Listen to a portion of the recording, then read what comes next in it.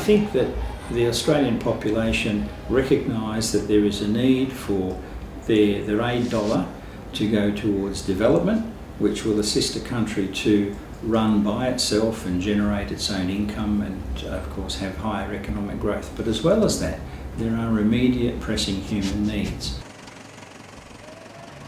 Figures from a 2005 survey suggested that there were some 3,900 people with disabilities in Kiribati. However, the data-gathering methods of the World Health Organization would indicate that the real figure could be 3 or 4 times higher, around 15 to 16,000. But no matter what the figures, life for most people with disabilities in Kiribati has meant traveling a long and very difficult rough road. In the past, people with disabilities are always left behind. The challenges that we face, like people with disabilities, the accessibility, access to everything, access into the infrastructure, access to the education, access to social inclusion. I think that those are the main issues that we face in Kiribati. To date, there are only limited forms of welfare assistance for families who have members with disabilities. Sometimes these people are either simply neglected as non-contributors or families must cope as best they can. An extreme example is this father on the outer island of Putaritari.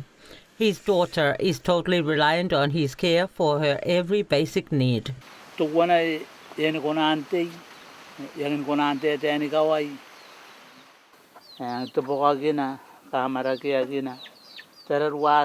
It's always humbling when we meet the kind of sacrifice this father is making for his much-loved daughter, and he has asked his MP to access a wheelchair to lighten the load.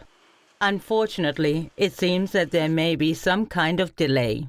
Until recently, the main distribution point has been the rehabilitation centre at the hospital.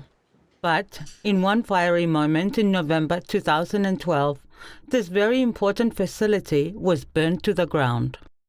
But the good news is that Australia is supporting the rebuilding of the rehab centre, with construction timed to start later this year. So each group, as we go round... We recently funded a specialist team of 2 people, one from Australia and one from Fiji, to come here to have a look at the whole range of disability needs here.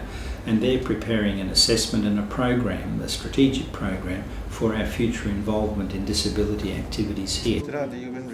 Another area which carries a great deal of stigma here is the area of mental health. There's a lot of work to do in Kiribati in terms of mental health.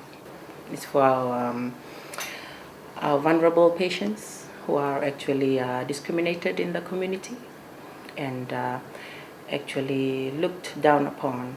For mentally ill patients, when they are really sick, they often lose these skills, and they keep to themselves. They're not able to, to perform tasks that they normally do. They need to come back to that, normalcy, to the normal things that they do, the basic things. Things that we sort of take for granted in our lives, that we're able to wash, we're able to get ourselves dressed in the morning, we're able to communicate, socialise with the people around us. All of these things are really important to a person's recovery. And Marika has done a great job here. She has made a lot of changes. Patients are improving and they know what to do. They're attending programs, which is good. I spent quite a lot of time talking and interviewing and really trying to get a good understanding of the culture as well, because it was all very unfamiliar to me. So as I was doing this, I was writing down my thoughts and felt that it should be documented. This important foundation research led to the preparation of a comprehensive assessment of mental health needs.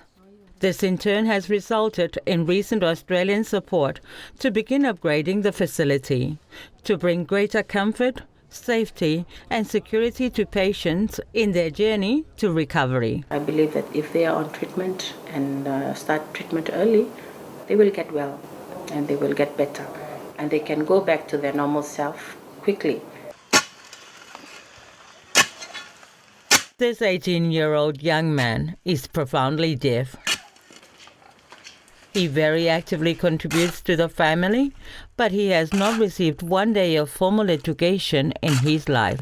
The children who are unable to get to school, the deaf and the blind kids on the outer islands, it's actually a tragedy because some of those kids could be really smart and they could be really useful to their communities. The recent passing of the Inclusive Education Act has been a major turning point. It opens opportunities for many children with disabilities, but it also brings with it a set of challenges. For example, this young man.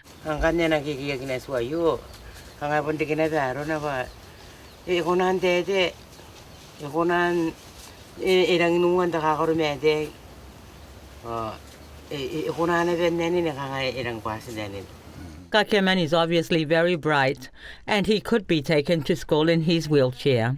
But the belief is that he can't be educated because he can't hold a pen. This challenge is solvable, but it calls on the family, the school, and the community to find a solution. It's all about giving him the opportunity. Since her accident at the age of 18, Neitewata has had to constantly face questions about her abilities as a woman with a disability. I volunteer. I said, I can go to the outer islands. And they said, no, they just take pity on me because they might think that I will fall off the ship or whatever. But I got mad. But I understand that they want to help me. But with me, that's a discrimination. So I just said, let me go. I want to go. How can you go? You let me do it. And then I did. And during the travel and during those small islets, I have to carry my leg, put it on the canoe, and then jump on after. But I managed to do everything. So my feeling is that I wish that other people with disabilities are being given a chance to prove that they can do something. But although the going may have been hard, we have of late seen a breakthrough in some very important areas. I'm very proud to mention that Kiribati has signed the Convention on the Rights of Persons with Disabilities. Because with this mechanism, it helps the government how to help those people with disabilities. And there's also the National Disability Policy, which is in its final draft. With these successes, the disability community of Kiribati would be the first to recognize the advice and support of various regional bodies. Several of these organizations are in turn supported by Australian aid. And here's another piece of good news. The man we met with the old wheelchair at the beginning, well, now he has a new one. He was one of the last to get one, just before the fire.